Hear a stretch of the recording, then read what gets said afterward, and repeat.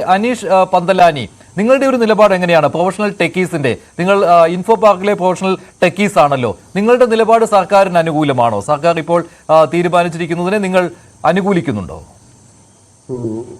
മഞ്ജുഷ്, ആദ്യമേ പറയട്ടെ, ഞാൻ പ്രതിദാനം ചെയ്യുന്ന സംഘടനയുടെ പേര് പ്രോഗ്രസീവ് ടെക്കീസ് എന്നാണ്.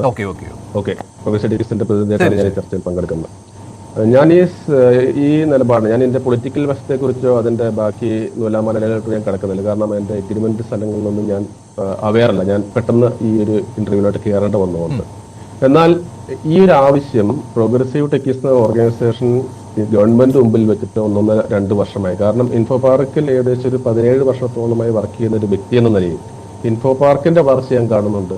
അതിന്റെ അപ്പുറത്ത് കിടക്കുന്ന 250ഓളം ഏക്കർ സ്ഥലം ഐഡിയലായിട്ട് യൂസ് ചെയ്യാതെ കിടക്കുന്ന ഒരു അവസ്ഥയിൽ നമ്മൾ കാണുന്നുണ്ട്.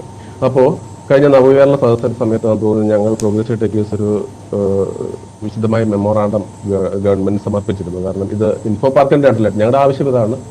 ടീകോമിനെ ഒഴിവാക്കിക്കൊണ്ട് ആ 246 ഏക്കർ സ്ഥലം ഗവൺമെന്റ് ഏറ്റെടുത്ത് ഇൻഫോ പാർക്കിന്റെ അണ്ടറിലേക്ക് കൊണ്ടുവരണം എന്നാണ് ഞങ്ങളുടെ ആവശ്യം. കാരണം info park phase 1 and phase 2 almost ഫില്ലായി.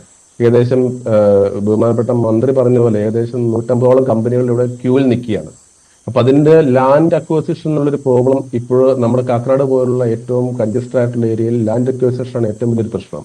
ഇപ്പോൾ phase 3 ലാൻഡ് പൂളിംഗ് വ്യവസ്ഥയിൽ phase 3 കുറിച്ച് ചർച്ചകൾ നടത്തിക്കൊണ്ടിരിക്കുന്ന ഒരു കാലഘട്ടത്തിലാണ് ഈ ഒരു ടീകോമിനെ ഒഴിവാക്കിക്കൊണ്ട് സ്മാർട്ട് സിറ്റിനെ ഗവൺമെന്റ് ഏറ്റെടുക്കുകയോ അല്ലെങ്കിൽ അനുബന്ധമായിട്ടുള്ള വേറെ എന്തെങ്കിലും ഒരു പ്രൊജക്ടിലേക്ക് മൂവ് ചെയ്യണം എന്നുള്ള ഒരു തീരുമാനത്തിലെടുക്കുന്നത്. ഞാൻ അതിനെ ബാക്കി വശങ്ങളെല്ലാം, ബാക്കി കരാറിലുള്ള വ്യവസ്ഥകളെല്ലാം അതിന്റെ രീതിയിൽ തന്നെ പോസ്റ്റ്മോർട്ടം ചെയ്ത് അത് ക്ലാരിഫൈ ചെയ്യേണ്ടത് അധികാരികളാണ്. അത് ചെയ്യുക തന്നെ വേണമെന്ന് ഞാൻ ആവശ്യപ്പെട്ടുകൊണ്ട് തന്നെ. പക്ഷെ ഇതിനെ ഞാൻ വളരെ പോസിറ്റീവായിട്ട് കാണുന്നത്. കാരണം ഞങ്ങളുടെ ആവശ്യം ഇതാണ്, അതിനെ ഇൻഫോ പാർക്കിന്റെ അണ്ടറിലേക്ക് കൊണ്ടുവന്ന് ഈ 246 ഏക്കർ സ്ഥലവും ഗവൺമെന്റിന്റെ കീഴിൽ IT പാർക്കായിട്ട് ഡെവലപ്പ് ചെയ്ത് മുന്നോട്ട് കൊണ്ടുപോകണം എന്നുള്ളതാണ് ഞങ്ങളുടെ ആവശ്യം.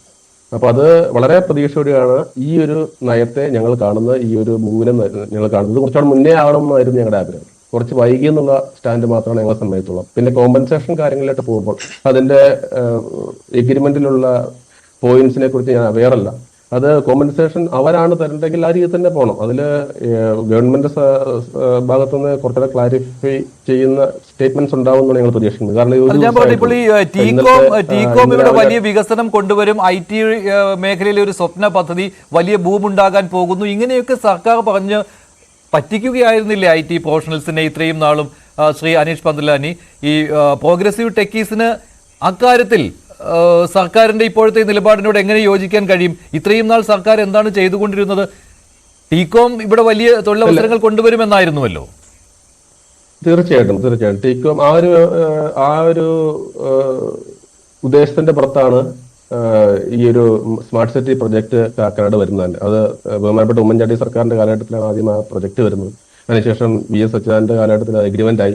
ആ ഒരു എഗ്രിമെന്റിൽ ആ സമയത്തുണ്ടായ കുറെ ഇഷ്യൂസ് എല്ലാം നമ്മൾ കണ്ടതാണ്. എന്തായിരുന്നു നമ്മൾ ഡിഫറൻസ് എന്നുള്ള ജോസഫ് സാർ ഓൾറെഡി ഇവിടെ പറഞ്ഞു കഴിഞ്ഞു. അപ്പോ ഇതില് എത്രമാത്രം പീരിയോഡിക് ആയിട്ടുള്ള അപ്ഡേഷൻസും ഫോളോ അപ്സും നടന്നു എന്നുള്ളതൊന്നും നമ്മളാരും അവെയറല്ല. അതിന്റെ ഒരു കറക്റ്റ് ആയിട്ടുള്ള ക്രിസ്റ്റൽ ക്ലിയർ ആയിട്ടുള്ള ഒരു സ്റ്റേറ്റ്മെന്റോ ഒരു ഡോക്യുമെന്റോ കിട്ടാതെ അതിൽ നമുക്ക് കമന്റ് ചെയ്യാൻ പറ്റില്ല എന്നുള്ളതാണ് ആദ്യത്തെ എനിക്ക് പറയാനുള്ളത്. രണ്ടാമത്തെ കേസ്, ഇതില് ആദ്യത്തെ അവരുടെ പ്രകാരം ഏകദേശം 90 ലക്ഷം സ്ക്വയർ ഫീറ്റോളം സ്പേസ് ബിൽഡ് ചെയ്ത് ഏകദേശം 1 ലക്ഷത്തോളം എംപ്ലോയ്മെന്റ് ജനറേറ്റ് ചെയ്യുന്നതായിരുന്നു അവർ അവകാശപ്പെട്ടിരുന്നത് ഫസ്റ്റ് സ്റ്റേജിലുള്ള എഗ്രിമെന്റ് പ്രകാരം. എന്നാൽ ഈ കാലഘട്ടത്തിനിടയ്ക്ക് ഏകദേശം 6.5 ലാഖോളമുള്ള സ്ക്വയർ ഫീറ്റ് മാത്രമാണ് അവിടെ ബിൽഡ് ചെയ്യപ്പെട്ടിട്ടുള്ളത് എന്നുള്ളതാണ് ഞാൻ മനസ്സിലാക്കുന്നത്. ഞാൻ അതിന്റെ എഗ്രിമെന്റിന്റെ ഭാഗങ്ങളിലുള്ള നൂലാമാലകളിലോട്ട് കിടക്കാൻ എനിക്കിപ്പോൾ ആഗ്രഹിക്കുന്നില്ല. കാരണം ഞാൻ അതിൽ അവെയറല്ല എന്നുള്ള കാരണം കൊണ്ട്. എന്നാൽ ഞാൻ ഇതിനെ വളരെ പോസിറ്റീവായിട്ടാണ് ഇതിൽ കാണുന്നത്. വളരെ സുതാര്യമായിട്ടുള്ള പ്രോസസ്സുമായിട്ട് മുന്നോട്ട് പോയി ആ ടീകോമിൻ സ്മാർട്ട് സിറ്റി ലാൻഡ് ഇൻഫോ പാർക്കിന്റെ കേരള IT ഡിപ്പാർട്ട്മെന്റിന്റെ കീഴിലോട്ട് കൊണ്ടുവന്നു.